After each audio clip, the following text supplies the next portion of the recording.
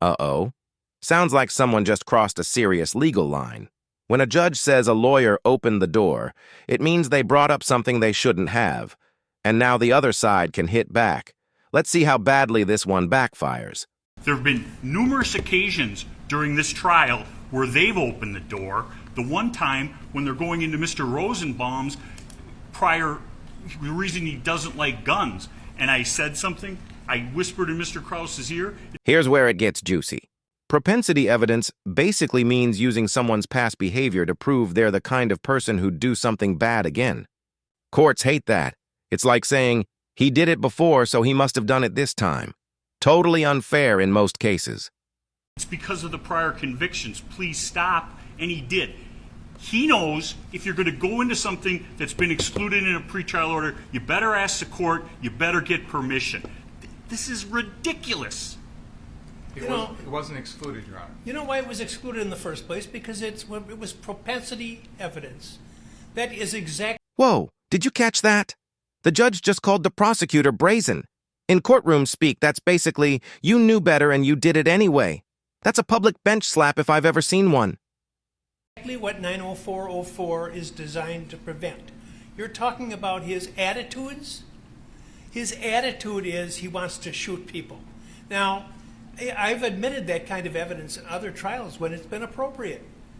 I didn't admit it in this case because, to me, what I've heard in this trial, and by the way, Mr. Richards absolutely correctly points out that just hours ago, I said I had heard nothing in this trial to change any of my rulings. So why? Testimony, Your Honor. Pardon me? That was before the defense testimony. Don't get brazen with me. You knew very well. You know very well that an attorney can't go into these types of areas when the judge has already ruled without asking outside the presence of the jury to do so. So don't give me... So the judge is doubling down. He's saying these two situations aren't even comparable. One's a casual remark about shoplifters. The other's a split-second life-or-death shooting. What do you think? Fair distinction? Or is the judge protecting the defense a bit too much here? That's number one. Number two, this is propensity evidence.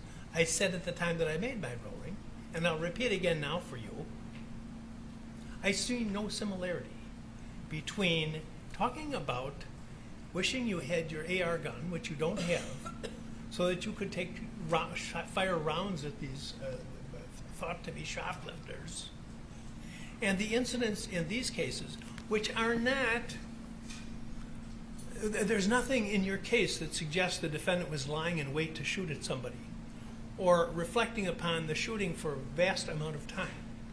Every one of the incidents involves matters that involve seconds in time.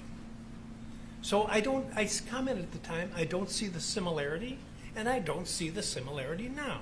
You have an incident where he's making comments about... And just like that, the judge shuts it down. Notice how calm but firm he is. That's a warning shot to both sides. Don't test me again. The jury's about to walk back in, but the tension, still thick enough to cut with a gavel. Some alleged shoplifters versus crimes that involve instantaneous actions, whether premeditated murder or whether self-defense, that's for the jury to decide.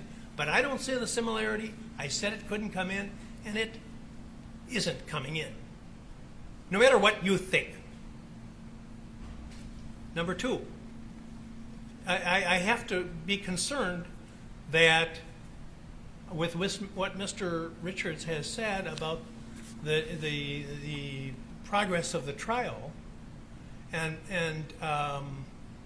when you were I said you were over the line, close to, or over the line on commenting on the defendant's pretrial silence, which is a well-known rule.